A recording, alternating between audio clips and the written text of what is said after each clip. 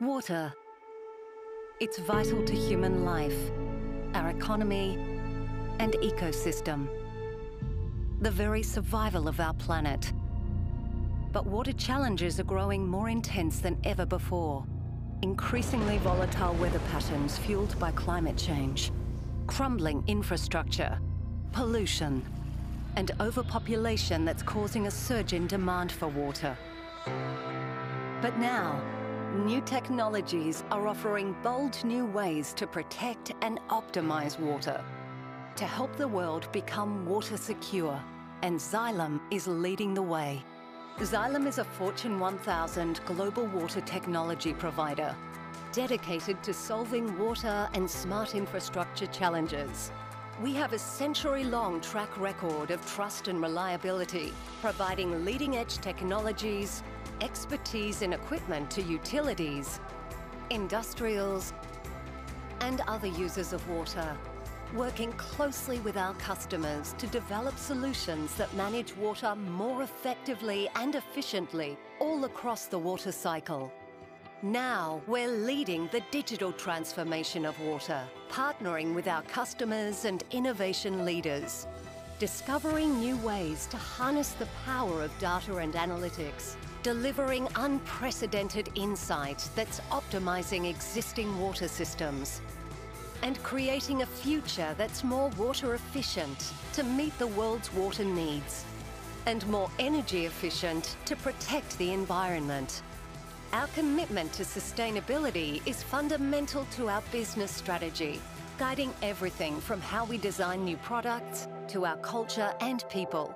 Through our corporate social responsibility program, Watermark, Xylem employees have volunteered more than 230,000 hours over the past 5 years, educating about key water issues, cleaning up local waterways, working with our NGO partners to deliver drinkable water systems to communities in urgent need, and deploying our experts, technology, and equipment to help disaster-afflicted communities.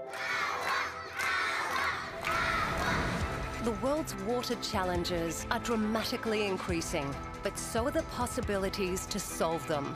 Xylem is working every day to bring water technology and innovation to communities and people around the globe, raising awareness and reaching new audiences through partnerships and the power of sports, and helping create a world where water is more accessible, affordable, and safer for all. Water is always moving, and so are we. We're pushing forward, pursuing the opportunity of a lifetime. We're Xylem, and we're solving water. Join us.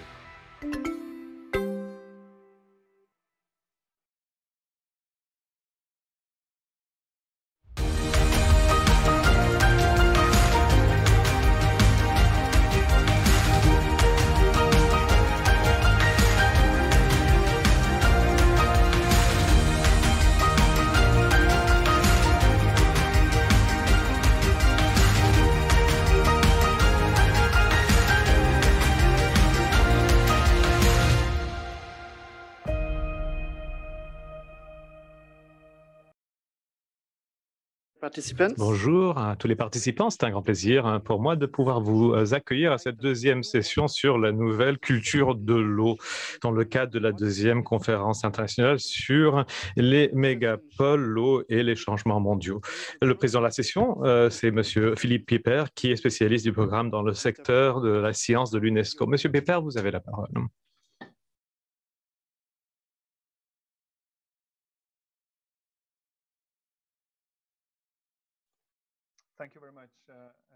Merci beaucoup. Bonjour à vous tous. Bienvenue à cette deuxième session dédiée à la nouvelle culture de l'eau. J'aimerais accueillir nos intervenants aujourd'hui en présentiel à Paris et en ligne. Nous avons Dominique Attel qui représente... ou plutôt, nous avons M. Jim Fengzhou qui nous rejoint de la Chine, qui nous rejoint en ligne. Et nous essayons d'établir une connexion avec le dernier intervenant, M. Periasamy Velrassou de l'Inde. Comme vous pouvez voir, nous avons des intervenants qui viennent de différentes régions du monde, de différents pays. Ils ont tous également des expériences et des spécialisations différentes et complémentaires, et cela nous aidera à mieux comprendre ce que nous voulons dire par une nouvelle culture de l'eau. C'est un nouveau concept pour une grande partie de notre public, mais je suis sûr qu'à la fin de notre session, ce concept sera beaucoup plus clair pour nous tous.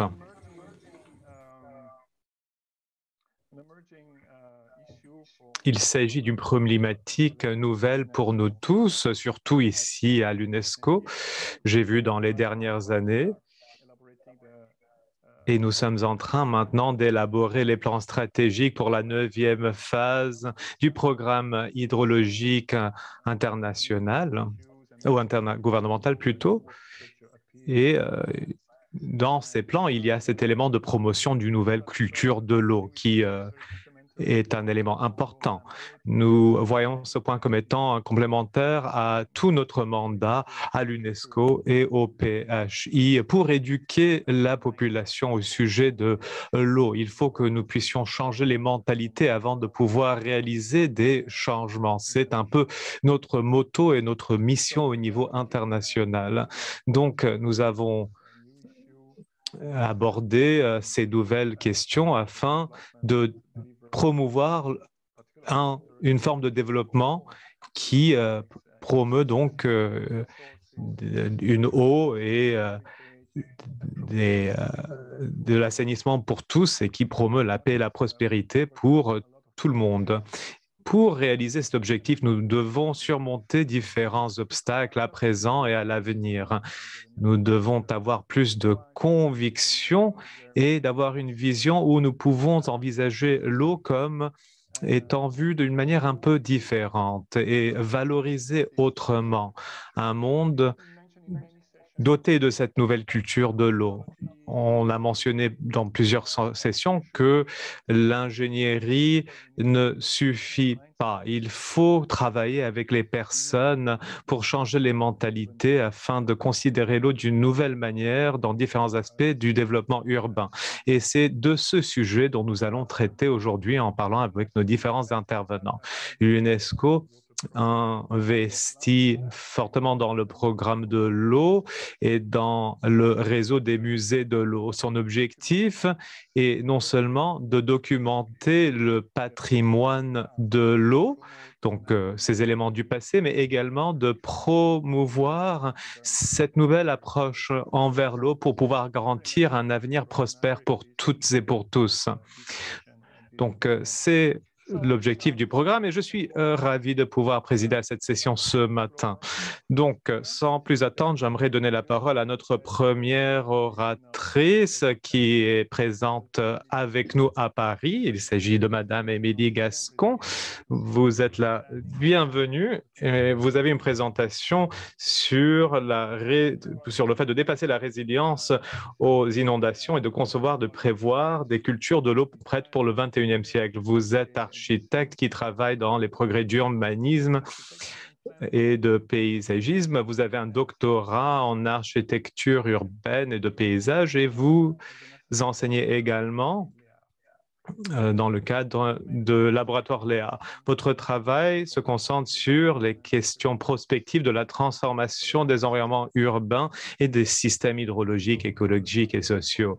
Vous vous concentrez également sur les questions sur l'élaboration de la ville du futur, sur la co-conception en particulier. Donc, Madame Gascon, vous avez la parole. Bonjour et merci pour cette introduction et invitation. Aujourd'hui, je vais donc essayer de vous parler de résilience aux inondations, mais surtout au-delà de la résilience, en fait, il s'agit d'envisager des pistes et même de mettre en œuvre des pistes pour la conception et l'aménagement de cultures de l'eau au XXIe siècle. Première slide, s'il vous plaît. Merci. Effectivement, il n'est plus nécessaire de sélectionner des désastres pour illustrer la fréquence, l'intensité ou la sévérité des impacts dus aux inondations. Un point est sûr, l'eau de pluie et les submersions fluviales, le ruissellement urbain la montée des eaux, etc.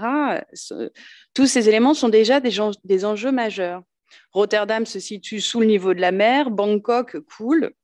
Les défis, autant que la complexité des enjeux, sont grands, mais paradoxalement, à cette complexité, certaines hypothèses sont plutôt simples. Si l'urbanisation, de par ses formes et ses fonctions, font partie du problème, alors la conception urbaine et l'aménagement peuvent faire partie des solutions. Et si la résistance qui a toujours ses limites et finalement ne fait que déplacer le risque, alors nous devons entrer en résilience. Malgré la complexité, il est intéressant de noter, pardon, excusez-moi, c'est pas tout de suite, mais il est intéressant de noter qu'en fait, un champ des possibles pour de nouvelles cultures est possible au XXIe siècle. On a des exemples du passé et des nouvelles recherches qui nous attestent d'une fenêtre d'opportunité. Mais attention, je mentionne bien le terme de fenêtre, car même si un changement de paradigme est encourageant, il y aura des limites à attendre trop pour les changements souhaitables. Slide, s'il vous plaît. Dans cette présentation, je vais rapidement présenter quelques cas pratiques et les leçons, notamment de vivre avec qu'elles entraînent, puis introduire une contribution théorique sur la conception par l'opportunité pour des villes résilientes, éco-résilientes aux inondations, et enfin conclure sur l'idée de culture de l'eau, mais surtout alerter sur la question des limites. S'il vous plaît. Lorsqu'on s'attache à analyser quelques cas pratiques, on observe en fait que dans la considération des bords de l'eau, on va dire à une échelle architecturale ou privée, il y a une pratique exemplaire qui est de vivre au-dessus d'un territoire de l'eau et d'accepter son territoire. En témoignent les maisons traditionnelles thaïlandaises, les Ruan Thai, comme les maisons flottantes traditionnelles, les Ruan Pei, où en fait on a vraiment, au-delà d'un sens commun, une diversité de typologies et de potentiels usages de vivre avec les variations de l'eau. Alternance période sèche, humide, on vit dans les espaces au sol ou en surélévation, dépendamment de l'eau, mais aussi des températures, du soleil, des animaux, etc. La question des modes de vie privés est intéressante, mais ce n'est pas le seul exemple. Et il y a aussi des options en fait pour conjuguer pratiques privées et publiques mixtes qui organisent la vie urbaine et de nombreuses activités le long des canaux ou différents types de contacts. La ville de Xitang en Chine est assez connue en ville de l'eau, mais elle est peu convoquée, mais elle montre bien en fait, rien qu'à travers un petit élément de galerie, un dispositif simple, mais qui montre tout un potentiel de variation sur cette relation entre vue, contact de l'eau, espace public, espace privé. Bon, il y a tout un travail d'emmarchement pour accéder à l'eau. Il n'est pas visible sur cette coupe, mais cette coupe aussi montre la question des toitures et il faut se rendre compte que tout le village est légèrement incliné pour faire ruisseler l'eau jusque dans des bassins dédiés prévus pour. Donc, l'architecture traditionnelle asiatique en général et l'analyse des coupes donnent une idée de potentiel de synergie entre variation de l'eau, activité, saisine en fait des avantages et des inconvénients. D'autres exemples plus contemporains démontrent aussi que le travail en coupe est fondamental dans l'acceptation, mais aussi la composition avec l'eau.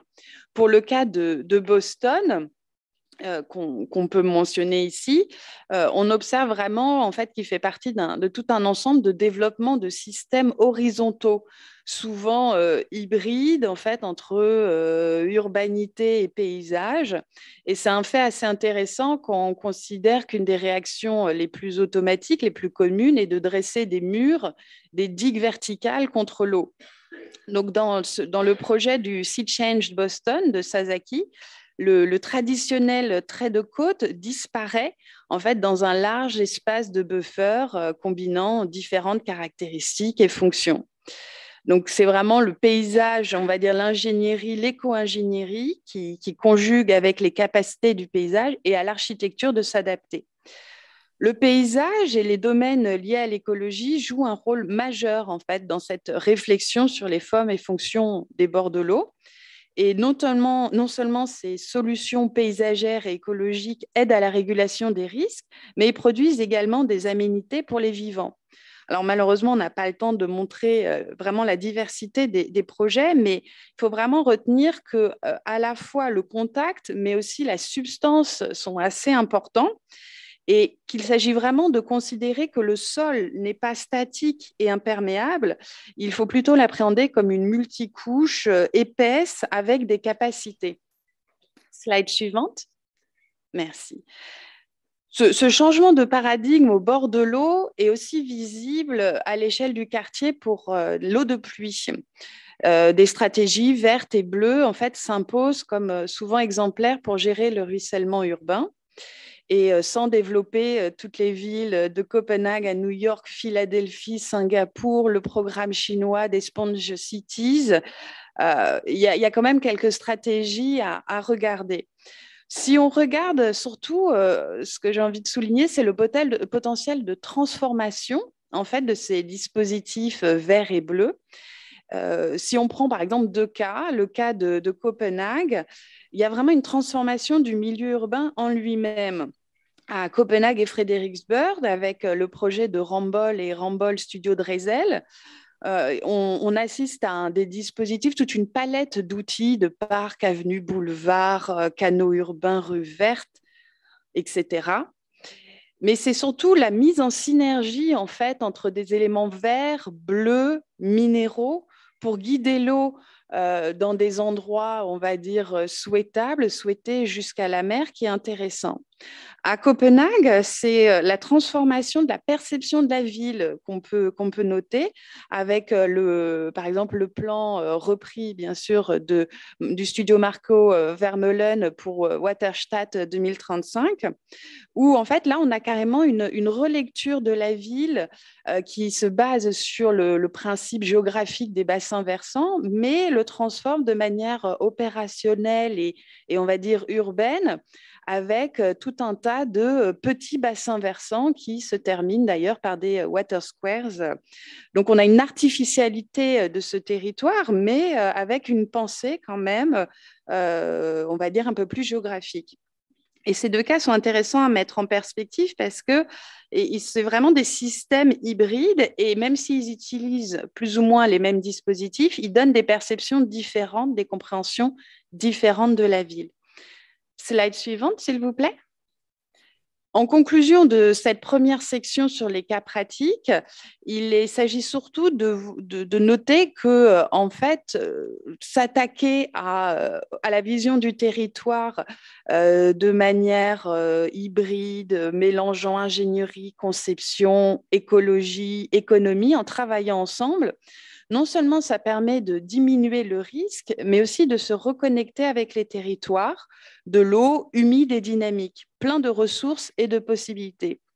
Et en fait, en observant ces cas pratiques, j'ai été assez étonnée de voir qu'il y avait peu de théories dégagées. Slide suivante, s'il vous plaît. Face en fait à l'observation que le concept du vivre avec, il tend à correspondre à une vision positive du risque d'inondation, et que peu de travaux scientifiques introduisent le concept d'opportunité dans la gestion du risque, j'ai conduit un travail de doctorat.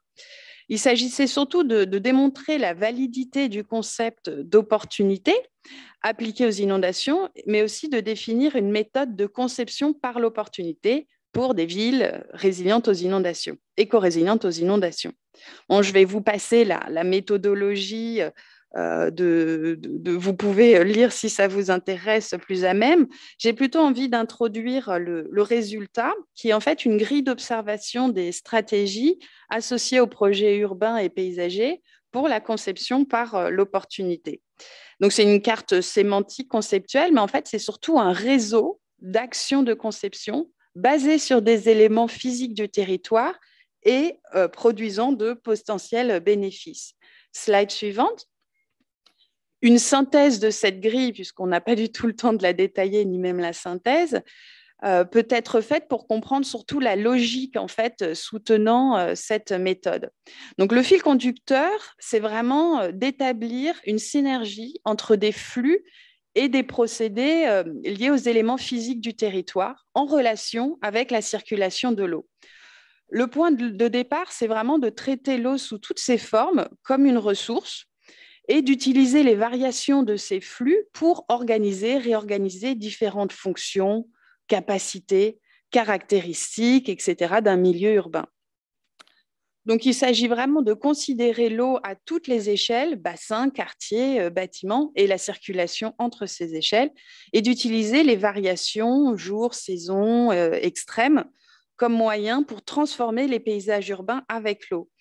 C'est une pratique qui vient restaurer les capacités du territoire, mais aussi développer de nouvelles fonctions et capacités, qui d'ailleurs souvent imitent ou travaillent avec. Et c'est toujours cette circulation de l'eau dans le territoire, de cette ressource, qui facilite en fait la production d'autres ressources, comme par exemple les nutriments, la nourriture, etc. Donc, cette méthode peut être résumée en 4 points que vous pouvez voir sur la slide, mais c'est vraiment l'idée de comprendre que en partant du principe que même des inondations, et surtout des inondations qui peuvent donner une ressource initiale, en s'appuyant sur cette ressource, on peut mettre en œuvre des systèmes qui absorbent les charges d'eau, mais créent aussi des conditions pour d'autres bénéfices sociaux et environnementaux, écologiques, etc. Slide suivante, s'il vous plaît. En leçon majeure en fait, de ce travail, il peut être souligné que la conception par l'opportunité cherche à gérer et exploiter les interactions et les synergies en fait, entre les éléments physiques du territoire urbain. C'est une approche qui cherche à créer des cycles vertueux et des opportunités en cascade, et elle relie de multiples fonctions et usages dans l'espace et le temps. On se retrouve avec des bénéfices allant de la purification de l'air à des fonctions éducatives. La liste est assez nombreuse, mais c'est surtout le potentiel de compréhension du physique du territoire et la combinaison en fait entre contraintes et opportunités qui est assez intéressante pour créer de nouveaux types de systèmes multifonctionnels avec des approches interdisciplinaires et multitemporelles. Et surtout, ça permet de bien comprendre qu'on peut à ce moment reconnecter en fait les villes avec leur territoire, à la fois dans une perspective locale d'innovation, mais aussi dans une perspective un peu plus globale de régénération des paysages et potentiellement de nouvelles cultures de l'eau. Slide suivante, s'il vous plaît. En conclusion, en fait, première conclusion, théoriquement, la méthode de conception par l'opportunité offre vraiment un potentiel de réponse à la complexité urbaine, à la fois diversité et proactivité, montre que créer des synergies et des bénéfices en cascade est possible et pertinent. Des cas pratiques montrent déjà qu'un urbanisme de l'eau peut être mis en œuvre. Ils attestent d'opportunités à saisir, mais il faut faire quand même très attention à l'étroitesse de cette fenêtre d'opportunité, à cette capacité en fait à se réinventer, à réenchanter les milieux urbains. Et je vais finir par cette deuxième conclusion, en fait, qui est la dernière slide, qui est de dire que face aux inondations, on a quand même 3 grandes hypothèses. On se fortifie, on rejette l'eau, mais à la fois, on connaît déjà les limites techniques, en fait, des possibilités et puis les limites financières associées. Le deuxième aspect, c'est d'accepter l'eau sur le territoire et s'y adapter, qui est en fait l'argument sur lequel je plaide, et qui fait l'objet de cette présentation. Mais il faut quand même faire attention aux limites temporelles et territoriales. C'est déjà trop tard et trop cher pour certains paysages urbains et systèmes territoriaux de se renouveler. Et donc, dans ces cas-là, il reste une troisième option qui serait d'aller ailleurs.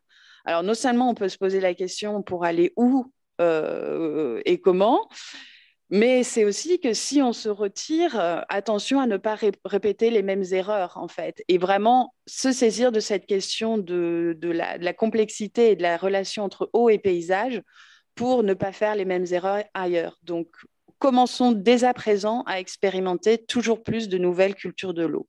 Et je vous remercie pour votre attention. C'est moi qui vous remercie, Émilie, pour l'excellente présentation et le respect parfait du temps qui vous était imparti. Thank you for respecting perfectly the time. Merci d'avoir respecté le temps qui vous a été imparti. Et maintenant, j'ai beaucoup aimé ce que vous avez dit dans votre présentation, que nous devons vivre sur l'eau, avec l'eau et qu'on doit accepter ces mouvements. Je pense que cela résume vraiment très bien ce que vous avez expliqué et c'est très intéressant et excitant de voir comment ce principe peut être traduit dans l'urbanisme et la transformation des villes pour les rendre plus résilientes face à l'eau et aux risques liés à l'eau. Nous avons appris dans les années 60 de M. Macquart comment concevoir avec la nature. Et maintenant, on a parlé donc de la conception avec l'eau, qui est un principe excellent. Donc, merci beaucoup pour cette présentation. Je suis sûr qu'on aura des questions plus tard. On répondra aux questions pour toutes les présentations après celle-ci. Merci beaucoup.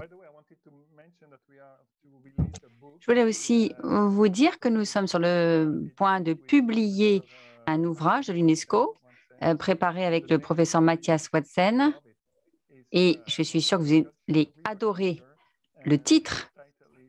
C'est « Culture des rivières » et sous-titre « Donc la vie est »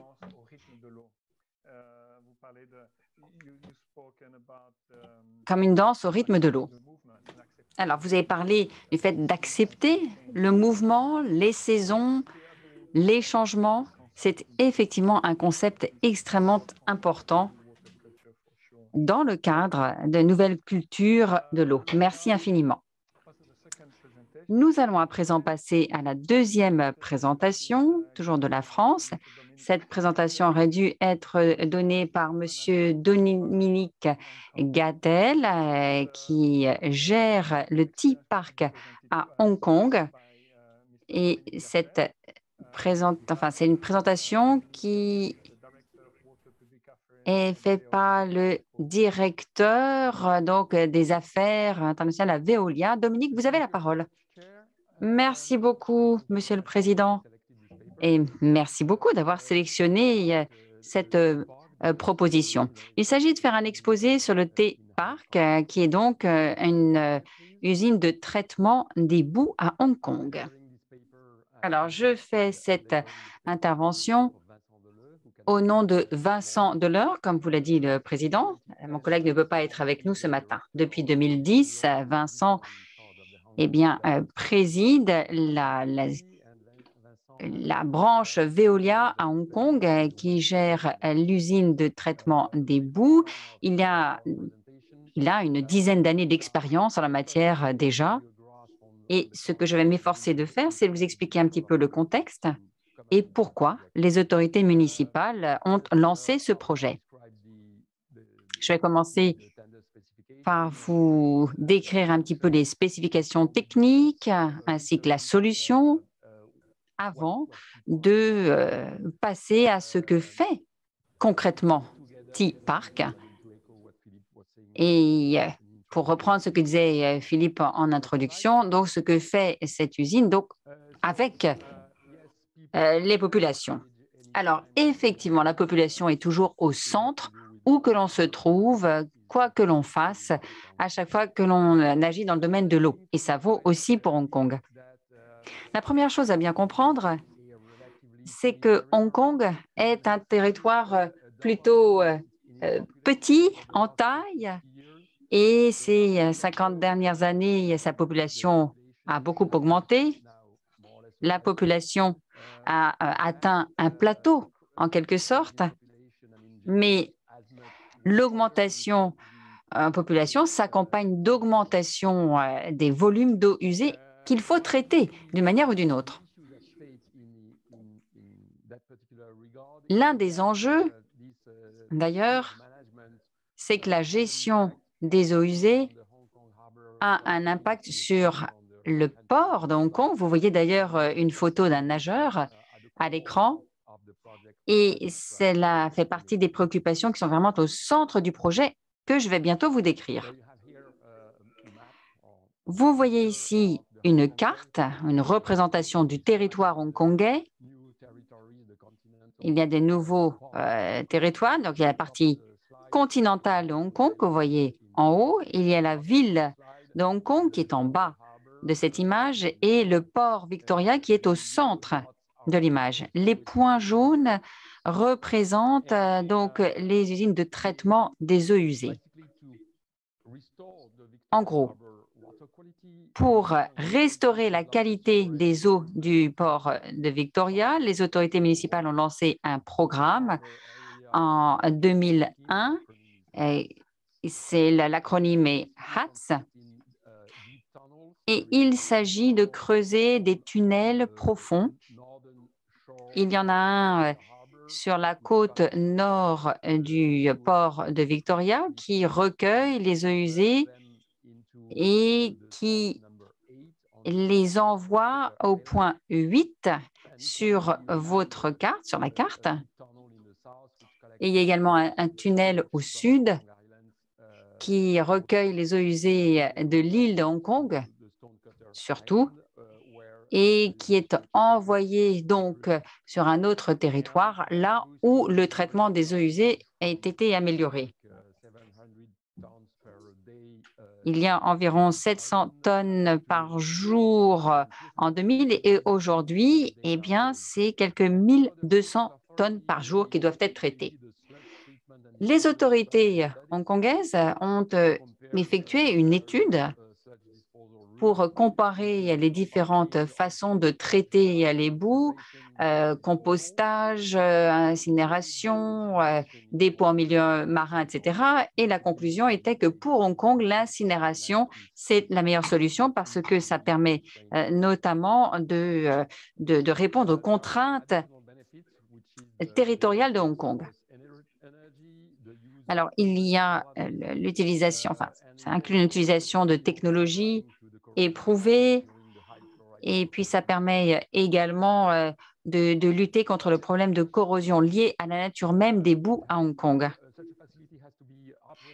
Alors, il faut que le personnel soit très formé pour faire fonctionner cette usine de traitement donc, des boues. Il y a un certain nombre de critères spécifiques auxquels il faut répondre. Autre critère, pour ce qui est de sélectionner un site approprié, il y a des questions de transport qui se posent, des îles jusqu'au site, il y a les questions de planification urbaine. Donc, il y a plusieurs considérations qui doivent être prises en compte et qui a permis donc de sélectionner le territoire qui est donc à l'ouest du territoire. Est-ce que vous pouvez cliquer deux fois, une fois, voilà, et donc vous voyez au bout de la flèche, eh bien, le lagon qui a été sélectionné. Alors, la conception, le projet a été passé au crible en fonction de plusieurs critères environnementaux. Alors, bien entendu, pollution de l'eau, pollution sonore, aspect visuel, pollution de l'air. Il y a également des consultations des différentes parties prenantes et de la population très approfondies, une étude d'impact et tout cela a permis d'affiner les caractéristiques du projet et vous voyez donc tout ce qui a pu être, tous les caractéristiques importantes pour le projet qui ont pu être identifiées à la suite de ce processus d'étude. Alors, pour ce qui est de la charge moyenne, vous le voyez donc à l'écran, et puis il s'agit également de réfléchir aux aspects environnementaux et les intégrer dans la conception même. Dès le début, les autorités de Hong Kong souhaitaient que cette usine soit conçue de manière à bien s'inscrire dans le paysage dans lequel l'usine allait être construite. Alors, vous voyez ici à l'écran qui sont les acteurs principaux. Alors, bien entendu, tout en haut, vous avez le ministère de la Protection environnementale de Hong Kong qui vraiment dirige l'ensemble du projet. Juste en dessous, vous avez Veolia, qui est fier d'avoir remporté ce projet pour mettre en œuvre ces technologies de pointe. Le contrat, c'est un contrat de 15 ans à partir de 2015.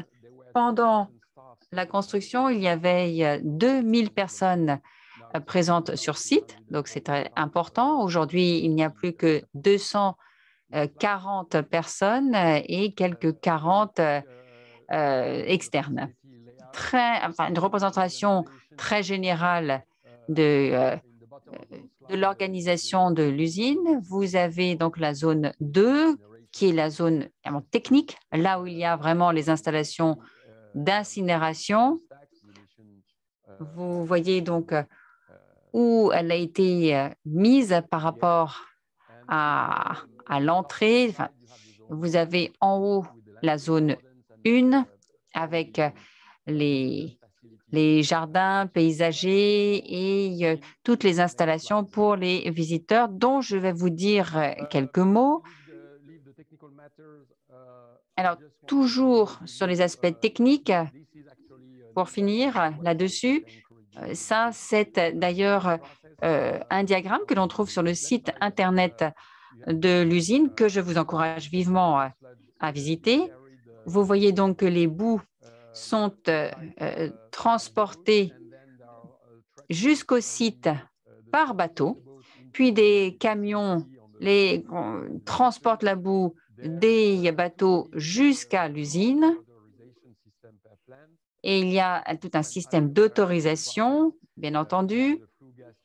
Et puis, au bout du processus, il y a tous les systèmes relatifs au traitement des gaz de combustion, avec les installations de suivi pour veiller à ce que toutes les normes pertinentes soient respectées, notamment les normes européennes en matière d'émissions dans l'air. Et au cœur de ce diagramme, vous voyez donc la turbine, c'est 2 fois 40 mégawatts d'électricité. Il y a également des échanges pour assurer la température, donc froid et chaud. Et pour conclure très rapidement, je dirais que T-Park est totalement autonome et toute l'eau déminéralisée et autres est utilisée. Il y a également le recueil des eaux pluviales et les eaux usées du site sont traitées afin d'être réutilisées.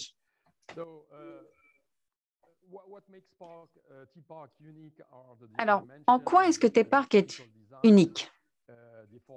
Il y a la conception technique, le design même, les économies en énergie, moins de déchets. Mais comme je vous l'ai dit plus tôt, un effort important a été fait afin d'intégrer cette usine au mieux dans le site et dans la vie des Hongkongais. Et ça passait donc par la conception même, par le design du bâtiment qui fait écho au paysage de collines de Hong Kong, donc qui est un petit peu en miroir, un miroir des paysages qui se trouvent en face de l'usine. Donc, ce site, cette usine n'est pas juste un site industriel. L'objectif, c'est aussi d'en faire quelque chose qui est au cœur même de la vie quotidienne des Hongkongais. Alors, si vous connaissez les incinérateurs, vous savez que c'est une installation très industrielle. Si vous voulez visiter un incinérateur, il faut porter tout un équipement spécialisé, etc. Alors, bien entendu, qu'à T-Park, si vous allez vraiment au cœur de l'usine, il faut vous protéger de la même manière. Mais tous les visiteurs, les Hongkongais qui souhaitent passer un bon moment au T-Park, il leur suffit simplement d'aller sur le site Internet de T-Park, de réserver un créneau et ils peuvent profiter du café qui est organisé par une organisation caritative local et peut bénéficier, donc, enfin, peut se baigner dans la piscine. Et puis, il y a aussi des jardins qu'on a pu entreapercevoir très rapidement lors d'une slide précédente. Pour finir ce petit tour de T-Park, j'aimerais vous présenter le slogan « From me to we », donc de moi à nous. Alors, cette usine est effectivement un endroit où la question des boues municipales est traitée en fonction des normes les plus élevées, c'est une chose, mais les autorités voulaient absolument que ce lieu fasse partie intégrante de la vie quotidienne des Hongkongais et pour qu'ils profitent du site. Et c'est aussi l'occasion d'expliquer ce qu'est la gestion de l'eau, la gestion des déchets à Hong Kong, quelles sont les politiques mises en œuvre par les autorités. Voilà, je m'arrête là et je suis prêt à répondre à vos questions. Merci beaucoup, Dominique, pour cette excellente présentation et merci à vous aussi d'avoir respecté votre temps de parole.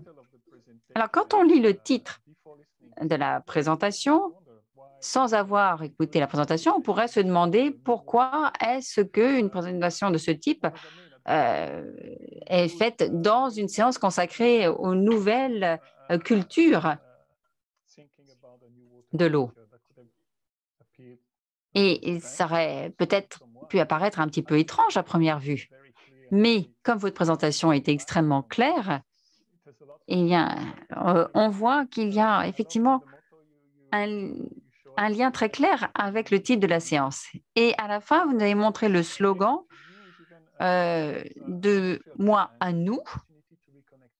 Donc, c'est très clair. En fait, c'est vraiment un projet qui est une véritable opportunité pour créer du lien avec la population et qui montre en quoi l'eau usée peut être une source d'énergie. Et puis, vous avez montré que lorsque l'on se coupe d'eau, on ne s'occupe finalement, ou de boue, on ne se concentre pas que sur les boues. Ça comporte beaucoup d'aspects. C'est lié, et vous l'avez dit, là, il y a vraiment l'impact, enfin, l'intervention qui est portée sur la qualité de l'air, de l'eau. Donc oui, il s'agit vraiment de promouvoir une nouvelle culture, et ce, dans la ville d'Hong Kong. Donc merci beaucoup de nous l'avoir expliqué. Nous prendrons les questions à la fin de cette séance. J'ai pu voir que dans le chat, il y a déjà une question qui s'adresse à Émilie et à vous aussi. Et puis, j'ai moi aussi des questions. En tout cas, merci beaucoup. Nous allons maintenant entendre la présentation du docteur Jingfen Zhou, qui nous rejoint de Chine. Le titre de sa présentation, c'est l'établissement de ce mécanisme de protection des sources d'eau multiparticipative, le cas de partenariat pour la protection des sources d'eau.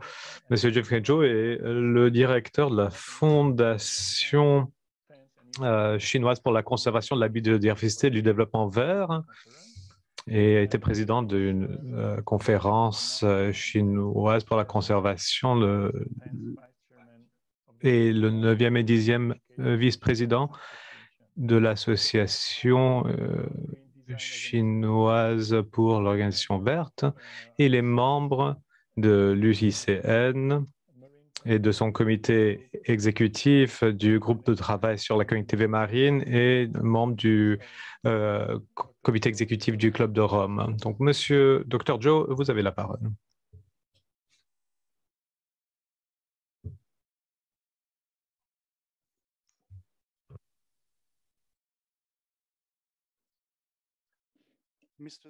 Monsieur Zhou, nous ne vous entendons pas.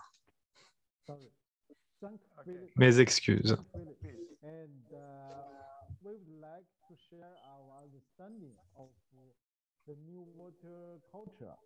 J'aimerais partager avec vous notre nouvelle compréhension de la nouvelle culture de l'eau en vous présentant plusieurs cas,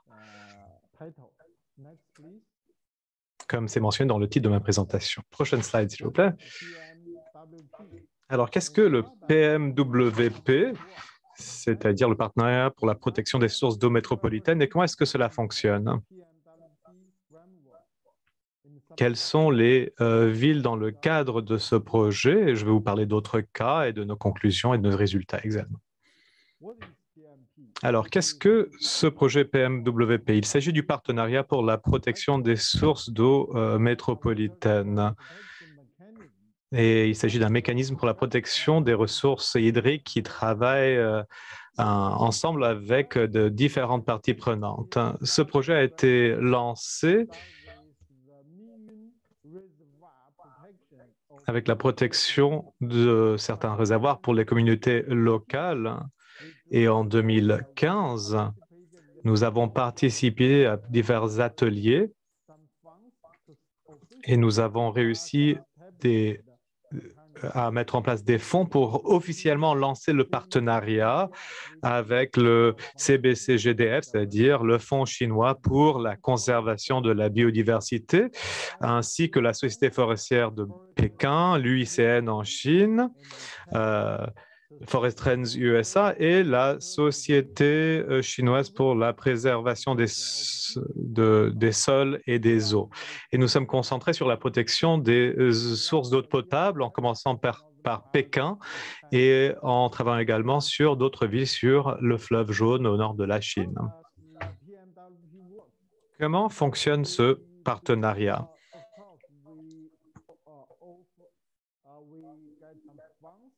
Naturellement, nous recevons des financements de différentes autorités et nous investissons ces fonds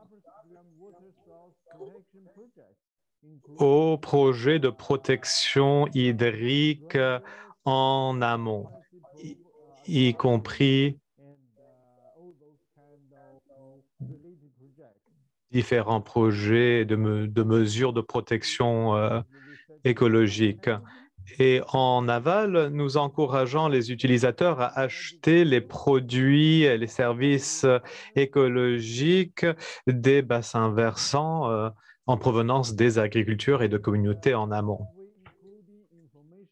Nos méthodes incluent la collection d'informations, les enquêtes sur site, ainsi que des séminaires, des ateliers, des colloques, et nous organisons également certaines activités dans les zones des réservoirs. Nous plaidoyons également en faveur de politiques pour établir un cadre et de mécanismes de protection qui englobent toutes les parties prenantes.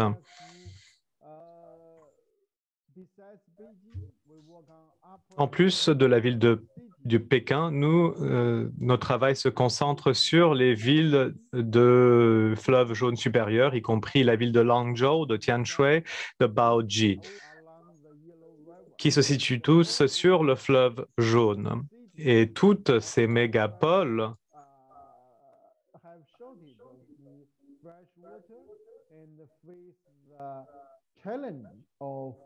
font face à des défis en matière d'approvisionnement en eau et connaissent des pénuries en eau potable. Nous avons organisé des réunions de parties prenantes pour promouvoir une nouvelle culture de l'eau dans ces régions et pour promouvoir des nouvelles activités, des nouvelles politiques.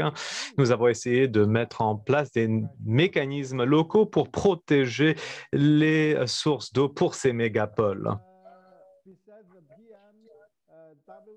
En plus de ce projet PMWP, j'aimerais vous mentionner un autre exemple. À Shenzhen, Shenzhen est une méga ville très bien connue en Chine, et il y avait un programme de canal, de drageage de canal majeur dans cette région pour promouvoir l'écotourisme. C'est un grand projet et avec beaucoup de parties prenantes de la part des autorités locales. Mais nous avons déterminé que ce projet ne correspondait pas à cette nouvelle culture de l'eau que nous voulons promouvoir, qui devrait promouvoir les zones humides. Et nous avons donc mis fin, nous avons arrêté ce projet de dragage du canal. Nous avons travaillé avec le ministère de l'Environnement pour mettre en place une évaluation d'impact pour ce cas de figure. Cette étude a été entreprise par un institut chinois et l'organisation a donc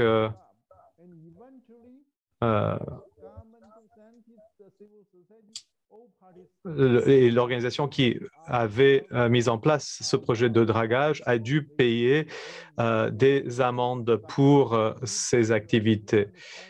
Et donc, nous avons compris que nous devons promouvoir une meilleure compréhension de la nature et nous devons promouvoir une nouvelle manière d'appréhender la nature au lieu de promouvoir tout simplement des projets économiques et écotouristiques.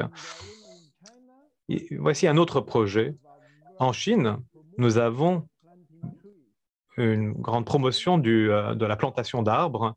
Ici, il s'agit de la zone humide de Bulaton près de Pékin.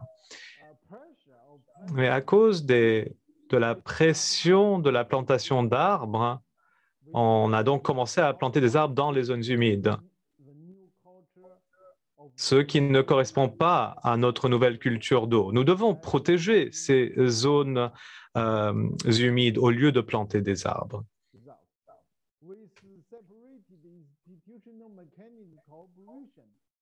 Nous avons des mécanismes de coopération institutionnelle séparés et nous avons essayé donc de rassembler les différentes parties prenantes et d'encourager la participation.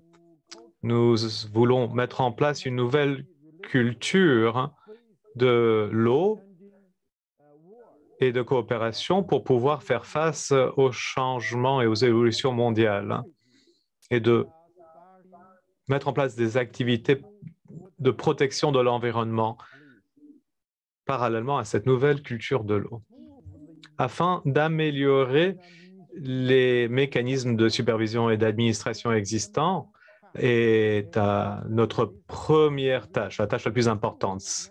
Donc, pour faire cela, lorsque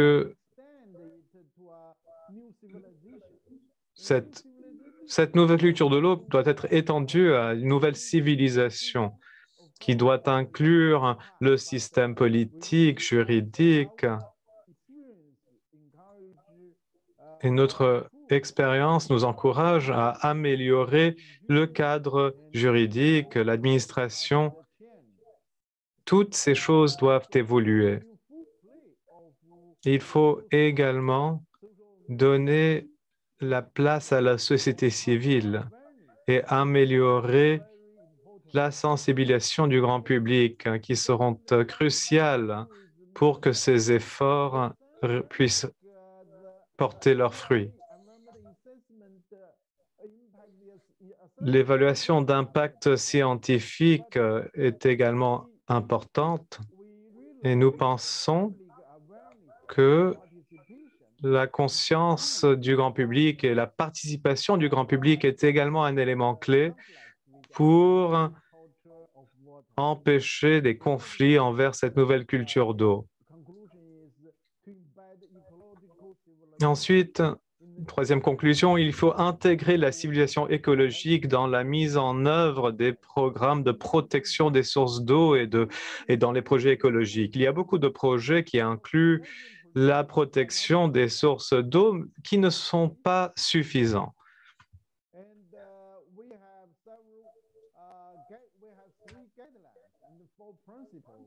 Nous avons 3 lignes directrices et 4 principes que j'aimerais vous présenter. Les 3 lignes directrices concernent la protection de l'environnement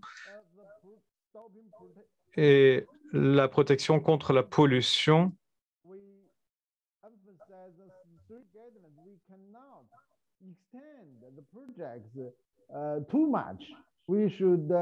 Dans le cadre de ces lignes directrices, nous ne pouvons pas étendre les projets on ne pourra pas nettoyer toutes les rivières en Chine pour que leur eau soit potable. Cela serait beaucoup trop cher et nous coûterait beaucoup de ressources écologiques.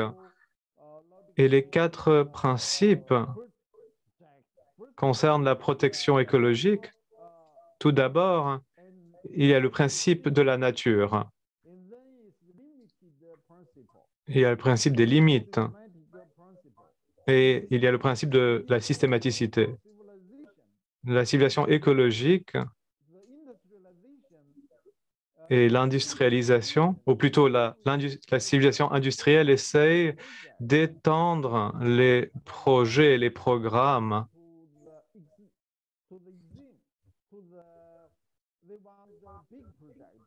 pour créer des projets de grande ampleur.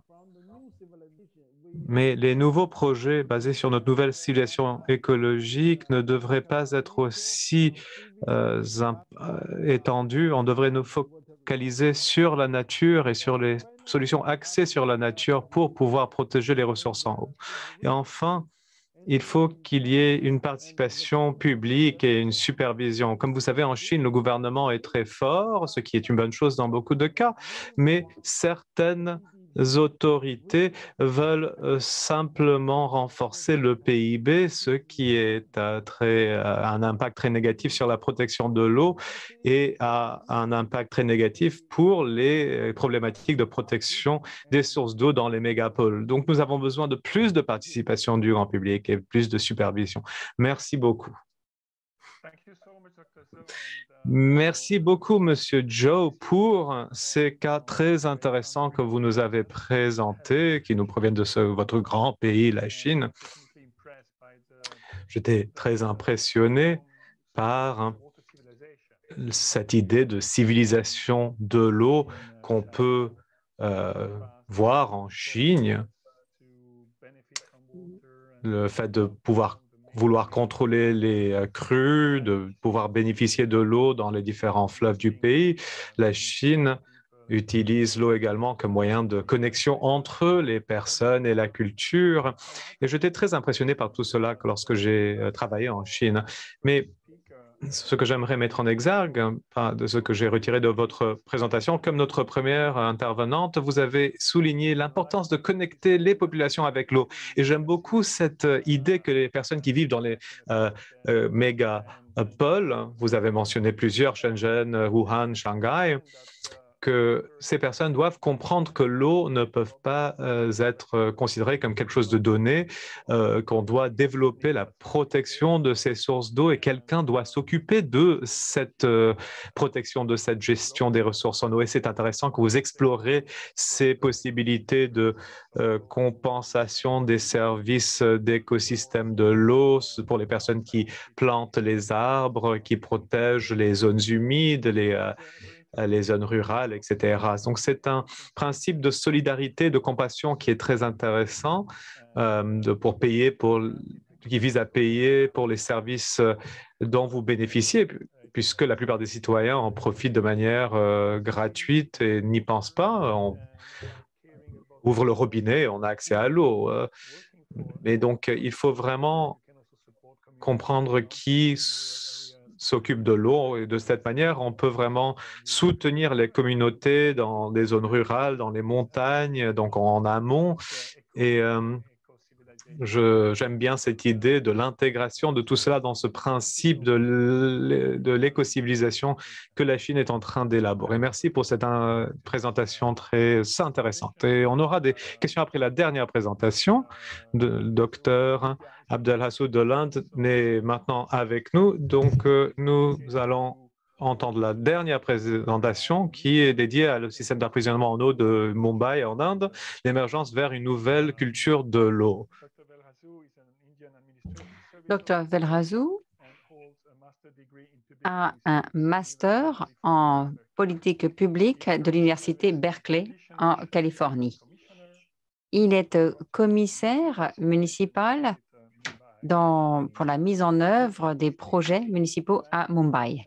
Son équipe et lui-même ont planifié et mis en œuvre eh bien, le projet de la ville de Mumbai sur l'approvisionnement en eau, gestion financière, coordination. Il a également travaillé sur la question de la gouvernance des infrastructures urbaines ainsi que leur financement, et ce, ces 20 dernières années. Bienvenue donc, Dr Velrazou, et nous vous écoutons pour la dernière présentation de ce matin. Je vous remercie, Monsieur le Président. Donc, le sujet de cette séance, nouvelle culture de l'eau, est un sujet d'actualité extrêmement important pour Mumbai. À Mumbai, une des plus grandes mégapoles du monde. Diapo suivante, s'il vous plaît. Donc, Mumbai, c'est une ville île avec environ 14 millions de personnes, donc une des plus grandes villes au monde. La densité est extrêmement élevée, environ 437,7 personnes par kilomètre carré, ce qui rend la question de l'approvisionnement en eau extrêmement complexe à Mumbai. Alors, il y a une forte augmentation de la demande en eau ces dernières années et nous avons réfléchi à ce à quoi pouvait ressembler le réseau d'approvisionnement pour que tous aient accès à l'eau. C'est vraiment l'un des défis clés.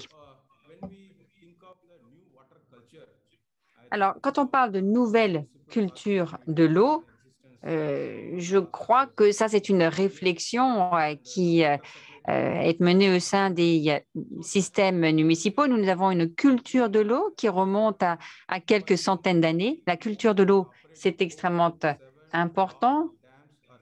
Il y a 7 grands barrages qui sont peu loin de Mumbai. Et quand nous avons construit les 2-3 premiers barrages pour approvisionner Mumbai en eau, il y a eu donc des enquêtes auprès de la population. Personne s'y est opposé et donc ces barrages ont été construits. Mais comme vous avez pu le voir dans la première diapo, il y a vraiment un écart important entre les besoins en eau et l'approvisionnement en eau. Donc, nous avons pour plan de construire de nouveaux barrages. Mais maintenant, nous devons réfléchir à d'autres conséquences telles que l'empreinte écologique des projets. Donc, c'est pour ça que nous avons besoin d'une nouvelle culture. Nous avons des projets de nouveaux barrages en cours de préparation pour augmenter de quelques centaines de millions de mètres cubes d'eau en capacité. Mais la population locale s'oppose à certains projets, donc il faut vraiment trouver la bonne solution de compromis. Il faut tenir compte de toutes les questions relatives au changement climatique, à la croissance démographique. Donc, il y a des nouveaux défis qui font émerger une nouvelle culture de l'eau. Alors, pour nous, ce qui est important, c'est de vraiment développer une belle culture de l'eau qui permette de produire de l'eau de la manière la plus efficace possible, avec le moins d'impact possible. Et c'est vraiment cela que nous essayons de faire. Alors, il y a également la question de la tarification de l'eau. À Mumbai, notre système de tarification est tel que le prix de l'eau ne couvre même pas les coûts de fonctionnement du réseau d'approvisionnement. Donc, il faut réfléchir aussi à la tarification de l'eau, donc réfléchir à de nouvelles technologies. En fait, c'est un petit peu un cycle et c'est une question que nous essayons vraiment de résoudre en la prenant à partir de différents angles. Alors, nous avons également réfléchi à l'évolution des différents compteurs d'eau. L'évolution des compteurs reflète bien l'évolution de la culture et des besoins en eau. Alors, si la tarification, si le prix de l'eau est juste, à ce moment-là, il est plus facile d'intégrer les technologies. Alors, c'est vrai qu'il y a un système de subvention et il faut aussi réfléchir au prix de l'énergie nécessaire. Et c'est pour cela qu'à la municipalité de Mumbai, nous avons construit 2 grandes usines pour produire de l'énergie solaire.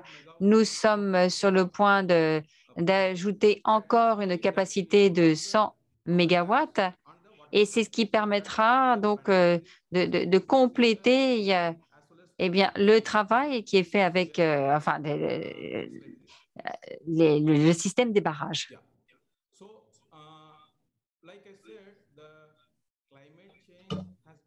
Le changement climatique est un vrai problème pour nous, notamment depuis ces 10 et 15 dernières années. Il y a eu par exemple des changements importants dans la mousson qui est d'une intensité différente et qui commence, qui débute à d'autres moments qu'auparavant. Il y a les précipitations qui sont erratiques pendant 2, 3, 4 jours.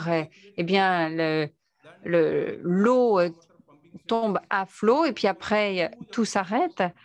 Et il y a beaucoup d'eau qui s'échappe dans la mer. Et il y a aussi l'inondation de certaines parties de la ville qui pose problème. Mais pendant l'été, nos barrages, le niveau de l'eau est un petit peu faible dans nos barrages. Donc, il y a des questions d'inondation avec un excès en eau, puis à d'autres périodes de l'année, il n'y a pas suffisamment d'eau. C'est lié au changement du régime des précipitations. Donc ça veut dire pour nous que nous devons avoir un portefeuille de solutions assez varié pour pouvoir faire face à cette situation. Et nous avons travaillé avec des entreprises pour développer des usines de désalinisation et nous avons de nouveaux projets. Alors, pour nous, ce qui est important, c'est vraiment d'assurer la sécurité de l'approvisionnement en eau. Mais avec le changement du profil de la mousson, eh bien, nous attendons à des problèmes de plus en plus importants.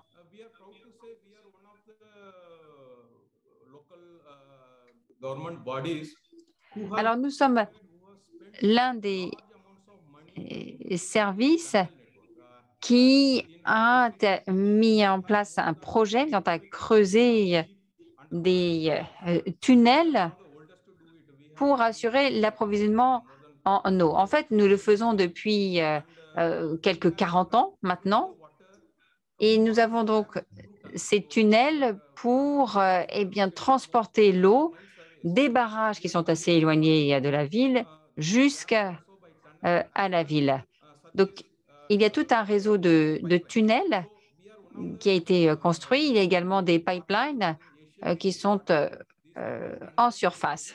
Donc, nous avons développé une technologie en matière de construction de tunnels. Diapo suivante, s'il vous plaît. Alors, les tunneliers, les systèmes SCADA, d'autres types de techniques ont été adaptés à nos circonstances particulières. Et l'adoption de ces nouvelles technologies nécessite des dépenses extrêmement élevées. Et l'un des problèmes importants qui se posent à Mumbai, c'est de trouver les financements suffisants pour assurer la maintenance de l'ensemble de ces installations. Donc, quels sont les sujets auxquels nous réfléchissons? Eh bien, nous savons que nous devons transporter donc un volume, enfin nous savons quel est le volume d'eau que nous devons transporter jusqu'aux populations. Alors, et puis, il y a aussi le traitement des eaux grises. Ce que nous sommes en train de faire actuellement, c'est de travailler avec des consultants. C'est un travail qui va durer pendant 5 ans. Nous prévoyons de recycler, de réutiliser l'eau grise dans toute la mesure de possible. Et donc, c'est pour ça que nous avons fait appel à des consultants. Nous avons des usines de traitement des eaux usées. Mais nous devons réfléchir aux différentes solutions techniques qui peuvent être appliquées. Et donc, c'est pour cela que dans les 5-6 années à venir, il s'agit pour nous de voir comment nous pouvons utiliser les eaux grises pour avoir accès à encore plus d'eau et améliorer l'approvisionnement en eau. Nous nous concentrons sur le recyclage et la réutilisation donc de l'eau et nous souhaitons aussi modifier, enfin changer la mentalité des personnes, enfin de la population. Ce que nous voulons, c'est vraiment produire de l'eau potable, mais l'une des grandes difficultés que nous connaissons, c'est le problème de l'acceptabilité de cette eau par la population. Alors, il y a plusieurs options techniques, mais ce que nous craignons, c'est qu'une partie de la population refuse de boire l'eau qui est en fait le résultat du recyclage des eaux grises. Donc, nous travaillons beaucoup afin de modifier la vision qu'ont les gens de l'eau recyclée. Donc, ces 10 prochaines années, il y aura, on s'attend à de grands changements.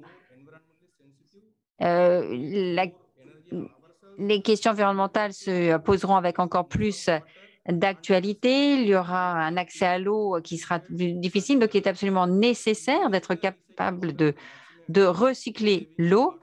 Et puis, d'un point de vue financier, il faut aussi recycler le plus d'eau possible, ce qui permet de réduire notre empreinte environnementale. Voilà, et sur ce, je m'arrête et je suis prêt à répondre à vos questions. Merci.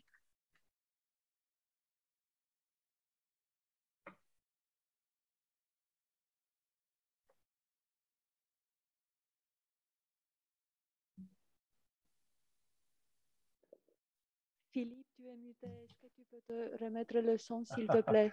Pardon, oui, excusez-moi. Thank you very much, Mr. Verrazou. Merci beaucoup, Monsieur Velrazou, pour votre présentation. Merci d'avoir respecté votre temps de parole. Merci beaucoup. Il y a beaucoup de choses très intéressantes dans votre présentation. Tout d'abord, vous avez souligné l'importance de l'évolution dans le temps, l'évolution des technologies, l'évolution des mentalités sur des années, voire sur des siècles, ce qui nous fait penser au fait que les nouvelles cultures de l'eau doivent pouvoir s'adapter aux conditions qui changent. C'était le cas par le passé, c'est le cas actuellement et ce sera bien sûr le cas à l'avenir. Bien entendu, pour pouvoir s'adapter, il faut trouver de nouvelles technologies, mais ce n'est pas suffisant. Comme vous l'avez dit à la fin de votre présentation, il s'agit aussi de réduire l'empreinte carbone, d'améliorer les techniques pour la réutilisation de l'eau, qu'il y ait une nouvelle logique, de nouvelles mentalités qui doivent émerger dans l'esprit du public. Et il faut éduquer donc les gens afin qu'ils acceptent ces changements et ces nouvelles approches. Donc, merci beaucoup à vous tous de nous avoir présenté ces différents aspects. Merci de vos éclairages sur ce thème, les nouvelles cultures de l'eau. Tout est extrêmement intéressant et très complémentaire. Nous avons le temps de prendre quelques questions. Il y a plusieurs questions dans le chat. Donc, si je remonte un petit peu en arrière, la première question s'adressait à vous, Émilie.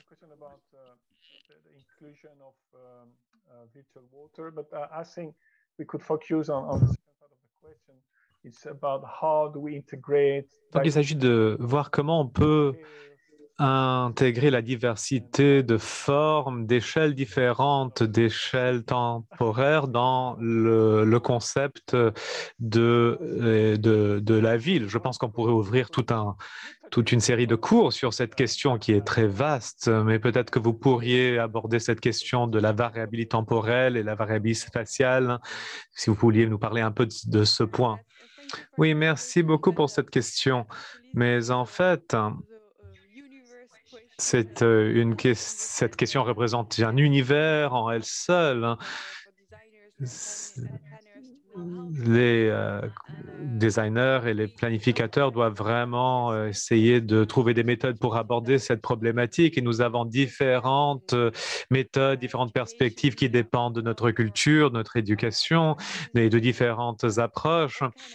Et donc, il y a toute une panoplie de démarches différentes, mais donc je peux simplement parler de mon approche à moi. Comment est-ce que je procède? Ben, tout d'abord, il faut apprendre comment fonctionne le territoire à la petite échelle, à la grande échelle, comment comprendre, il faut comprendre les différents processus, les différents éléments, avant même de penser à la conception des différentes méthodes. Il faut comprendre quelles sont les composantes du territoire, des différents sites.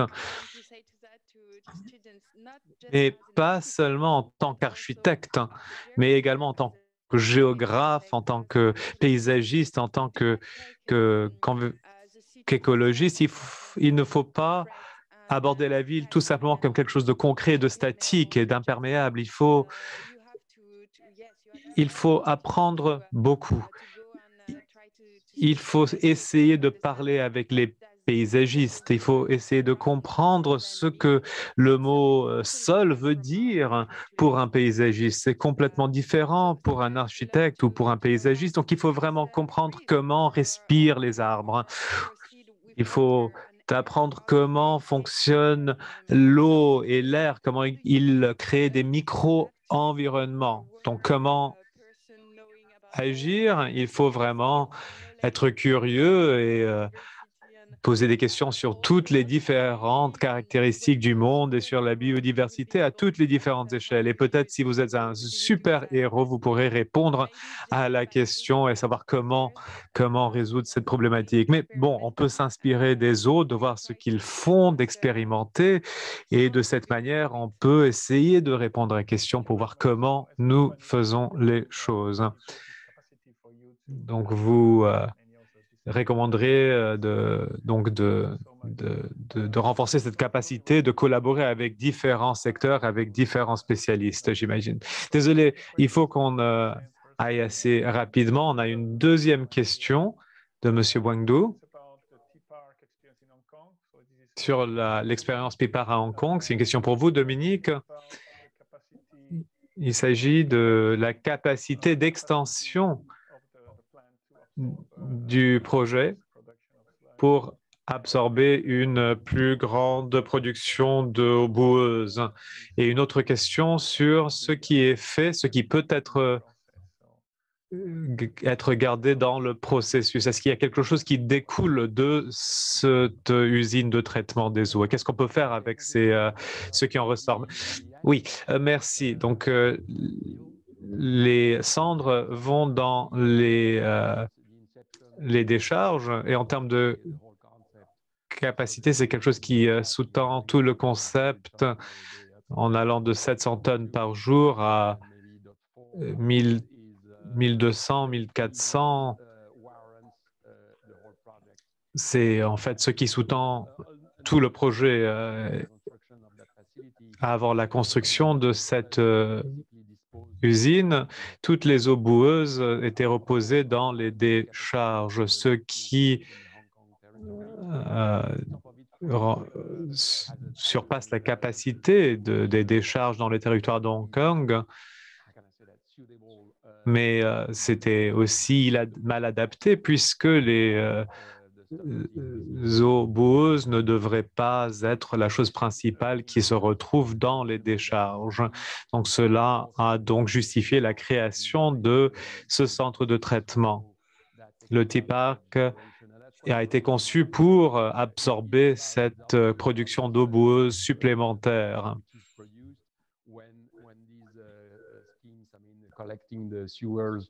Sewage, sorry, from the northern and southern shores of the Victoria Harbour.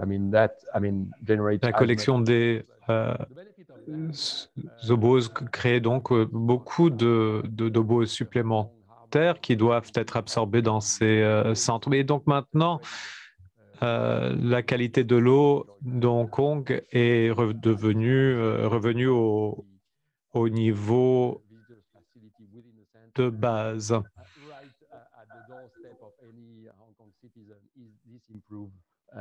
Et ça, c'est quelque chose, donc cette qualité environnementale améliorée est quelque chose qui peut être perçu par tout citoyen de Hong Kong. Il y a beaucoup de personnes qui visitent les parcs, il y a beaucoup d'activités éducatives dans ces parcs. Donc, comment est-ce que vous évaluerez l'impact de ces projets d'éducation?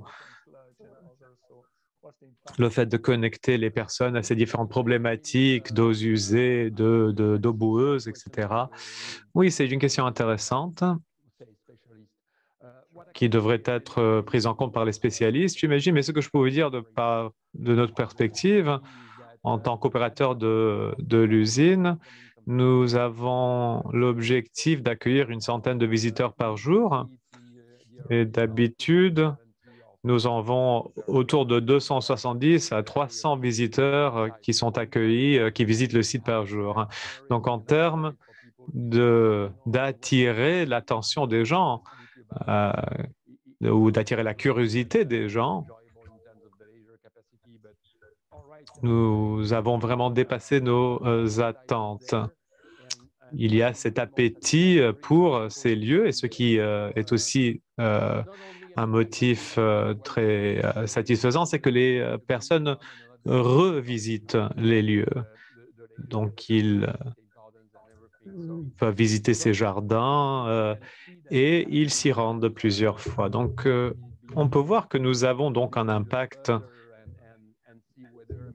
si on se base sur cette expérience, mais on pourrait aller plus loin et voir si les écoles qui ont participé à ces visites, qu'est-ce qu'elles ont retenu, qu'est-ce que les élèves ont retenu de ces visites.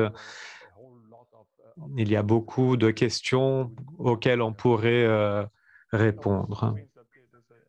Nous sommes tous convaincus qu'il y a beaucoup de besoins en matière d'éducation et de la mise en œuvre de différents efforts pour promouvoir les transformations dans la manière dont nous gérons les villes et les eaux et l'eau dans les villes.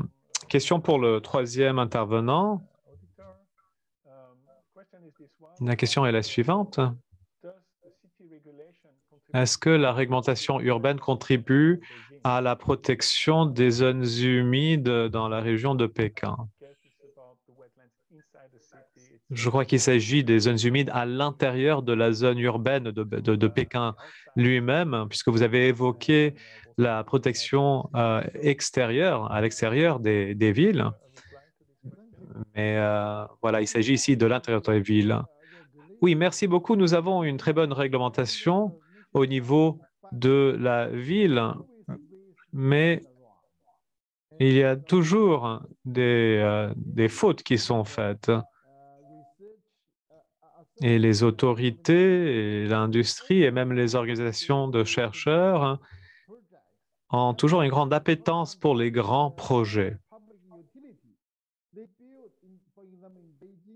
Ils construisent, par exemple à Pékin, ils construisent des forêts dans un parc qui devrait être occupé par une zone humide. Et nous pensons que ce ne sont pas des efforts très positifs. Nous voulons préserver les zones humides naturelles. Il s'agit de petites zones humides à l'intérieur et autour des villes, surtout en ce qui concerne Pékin. Ces zones humides naturelles sont importantes pour la biodiversité. Nous avons une étude de cas une nouvelle recherche qui aborde la question des zones humides naturelles.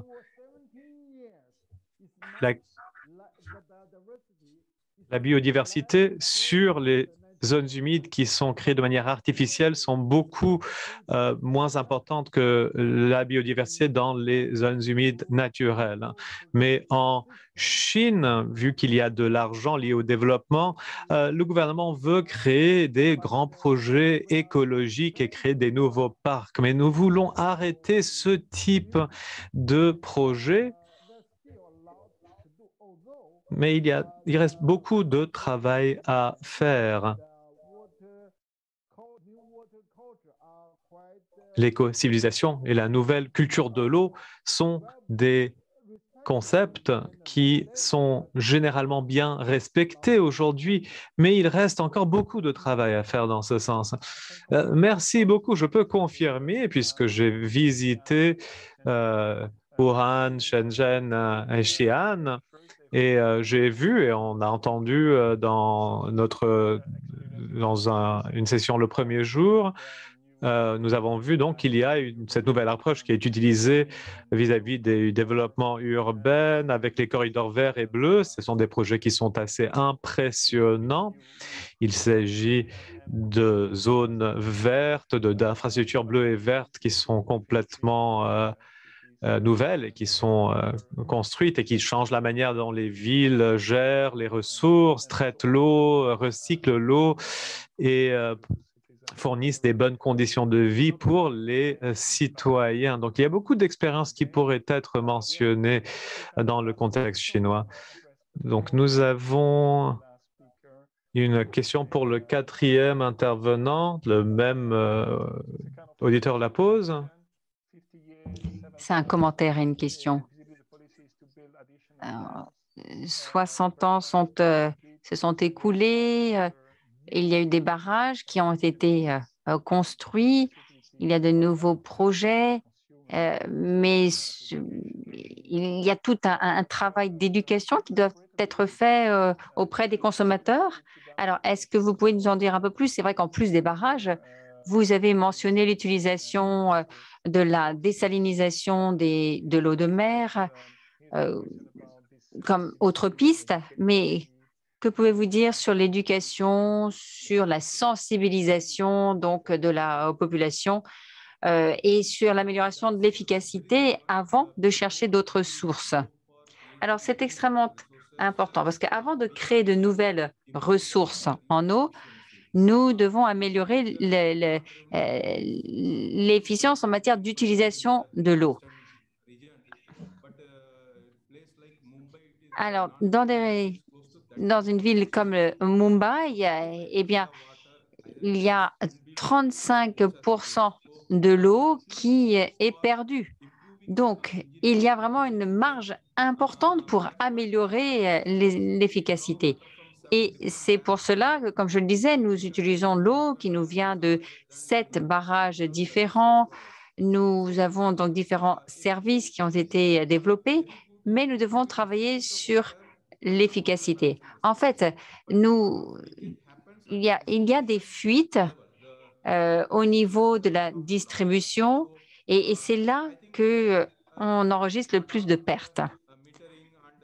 Donc, il y a tout un travail qui est fait pour installer des compteurs, pour bien comprendre où se situent les fuites. Il faut donc boucher ces fuites et ça, c'est une première piste pour améliorer les efficacités. Et puis, il faut tirer tous les enseignements de cette expérience avant de construire de nouveaux barrages.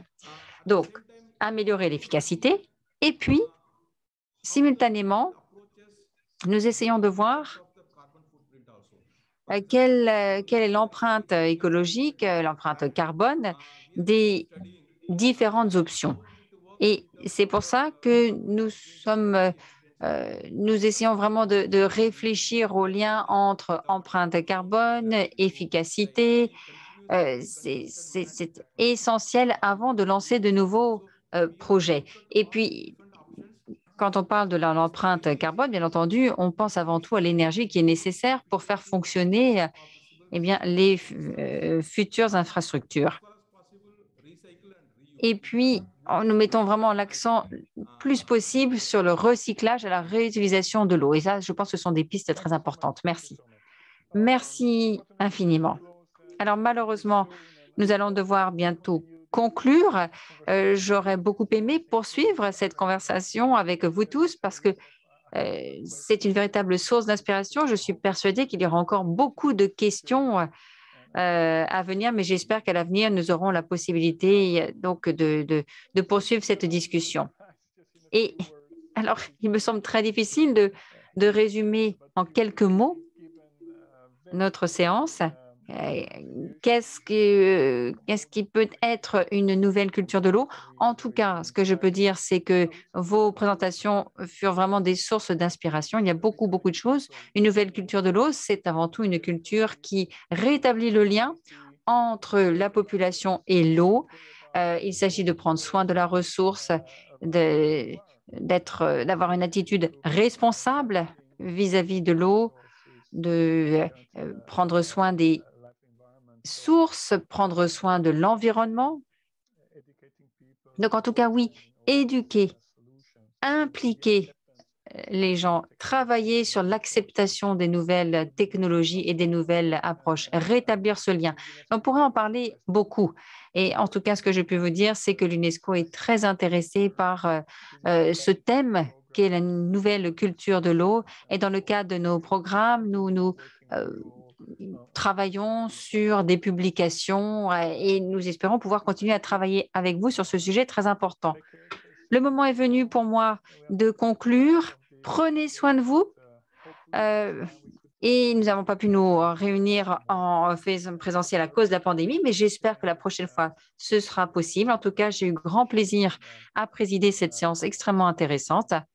Merci donc beaucoup à vous tous.